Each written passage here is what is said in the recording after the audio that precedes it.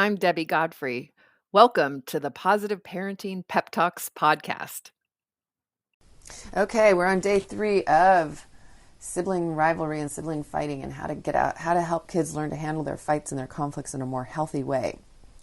And the next item I want to talk about is modeling respect. Modeling respect. Children need to learn how to join others in play in positive ways.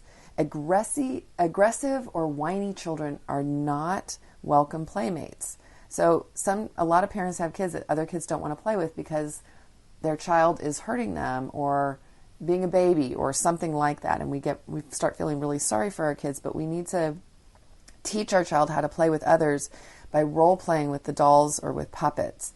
So let your child play with a couple of puppets, and you be a third puppet who wants to join. Behave in ways that are not acceptable and talk about what to do differently, and then have your child practice. So you want to play with role modeling by using puppets or something else. I actually would even do this with my son. I would say, okay, Michael, show me what your friend does that causes you to get into trouble. And he would show me, and then I would switch roles with him and give him a few suggestions for how to do it differently. Another thing that you can do is to stress teamwork and cooperation, using phrases like, let's see how fast we can get this done by working together. Wow, look how fast we got that done as a team. It always makes everything work better when we work together. I really appreciate your help because now it's done and we have more time for playing or whatever it is that we want to do.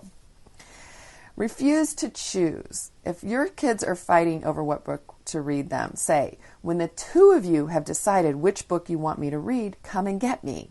This keeps you from having to choose one child over the other, as well as teaching them how to negotiate and be responsible for solving their problems.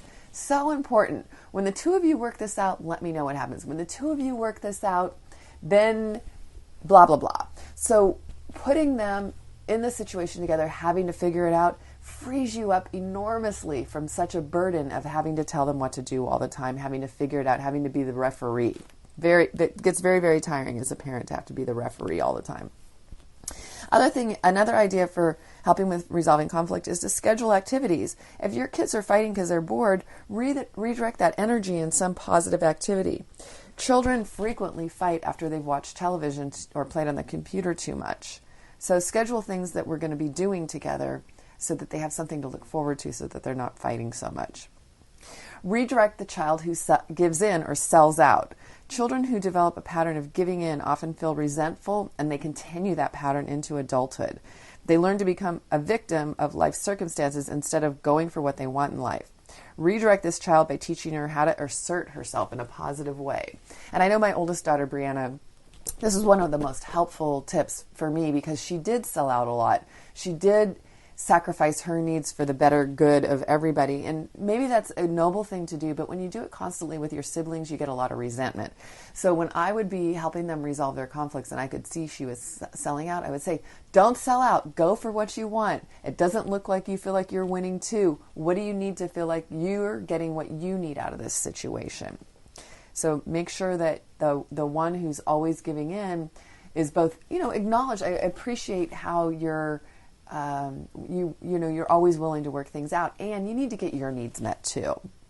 And the last thing is to be creative. Use creative ways to redirect their fighting. For example, one mom turns on music when the kids begin to fight. They've all agreed to dance when the music starts. This helps release tension in a healthy way. So I hope these few days have helped if you have kids that are fighting right now a lot. And if they're not, if your kids get in a fight with somebody else, or maybe you encounter another friend or parent that's having trouble with this and you can convey some of this information to them. Have a great day. Happy parenting.